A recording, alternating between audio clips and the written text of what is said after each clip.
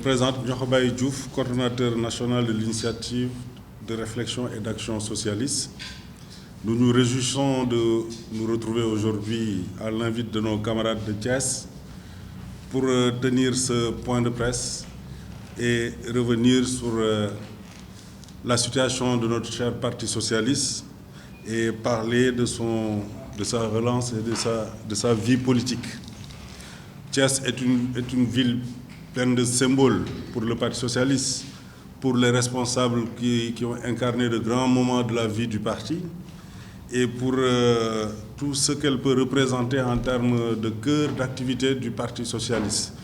Donc le lieu ne pouvait être mieux choisi pour faire en tout cas le plaidoyer que nous avons à faire tout à l'heure. Ceci dit, nous allons sans plus tarder vous donner lecture du discours liminaire que nous vous avons proposé et que vous aurez peut-être à traiter dans vos différents organes. Mes chers camarades, amis du Parti socialiste, peuple sénégalais, nous voici rassemblés en ce jour solennel, à l'aube d'un tournant décisif pour notre formation politique et pour l'avenir de notre bien-aimé Sénégal. Alors que nous nous apprêtons à commémorer la disparition de feu Ousmane Tanor Dieng, figure historique du socialisme sénégalais, force est de constater que le Parti socialiste traverse une crise profonde, fruit de dissensions intestines et d'une gestion contestée qui a miné notre crédibilité aux yeux du peuple sénégalais. Pendant trop longtemps, le secrétaire général intérimaire a maintenu son emprise sur les rênes du parti, prolongeant son mandat bien au-delà des limites normales. Cette situation a suscité de légitimes interrogations au sein de notre famille politique et a gravement affaibli notre capacité à incarner une alternative progressive digne de ce nom. Nos derniers revers électoraux en sont les tristes témoignages. Mes chers camarades, il est temps de sortir de ce marasme et de renouer avec les valeurs fondatrices de notre mouvement. Nous ne pouvons plus nous bercer d'illusions. Le Parti socialiste se trouve à la croisée des chemins, confronté à des défis de taille qui nécessitent des réponses à la hauteur de nos ambitions. Comment regagner la confiance du peuple sénégalais? Comment redonner à notre parti sa force de proposition et sa capacité de mobilisation? Comment surmonter ces divisions qui nous ont tant affaiblis? Je le dis avec la plus grande fermeté. La direction actuelle du parti doit prendre la pleine mesure de la situation. Nous voulons que dans des délais très proches, convoquer un BP afin d'aller clairement vers un congrès extraordinaire.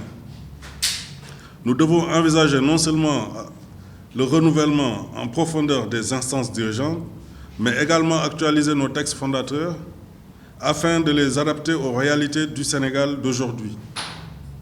Seul un rajeunissement significatif de nos structures de base pourra permettre de reconquérir le cœur et l'esprit de nos chers militants, qui sont la colonne vertébrale de notre formation politique.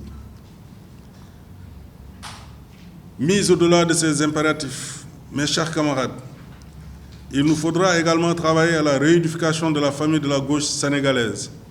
Très longtemps, nos divisions nous ont affaiblis face à l'adversaire politique. Il est temps de dépasser nos querelles intestines et de nous rassembler autour d'un projet commun, capable de relever les défis auxquels notre pays est confronté. Seule une gauche unie et déterminée pourra incarner l'alternative progressive dont le Sénégal a besoin. Passé ce délai de 10 jours, l'IRAS, en toute responsabilité, se verra dans l'obligation d'organiser des mobilisations et des actions de grande ampleur pour obtenir gain de cause. Nous ne pouvons plus tolérer cette gestion léthargique qui a trop longtemps prévalu. Mes chers camarades, je m'adresse à vous avec la plus grande détermination. Si la direction actuelle persiste dans son immobilisme, elle sera la seule et unique responsable. Nous prendrons alors nos responsabilités et mènerons un combat sans merci pour restaurer l'orthodoxie du Parti socialiste, ce parti qui a tant compté dans l'histoire de notre pays. Chers camarades, il ne suffit pas de critiquer et de dénoncer les dérives. Nous devons également proposer une vision claire et ambitieuse pour relever les défis auxquels notre pays est confronté. C'est pourquoi je vous invite à réfléchir ensemble aux grandes orientations que nous devrons donner au Parti socialiste pour qu'il redevienne le fer de lance du progrès social et de la justice au Sénégal. Quelles réformes économiques et sociales devrons-nous mettre en œuvre pour réduire les inégalités, créer des emplois décents et assurer un développement durable et équitable? Comment repenser notre système éducatif et notre système de santé pour qu'ils bénéficient à l'ensemble de la population? Quelle politique étrangère devrons-nous promouvoir pour faire du Sénégal un acteur influent sur la scène internationale? Car ce que nous voyons pour le moment avec le nouveau régime en place n'est pas rassurant. Militants de la base, citoyens engagés, responsables du parti, partageant cet idéal, c'est à vous que je m'adresse aujourd'hui. Joignez-vous à nous dans cette lutte pour l'avenir de notre formation politique et pour l'avenir du Sénégal tout entier. Ensemble, nous relèverons ces défis et redonnerons au Parti socialiste sa force de proposition, sa légitimité et sa capacité à incarner les changements tant espérés par notre peuple.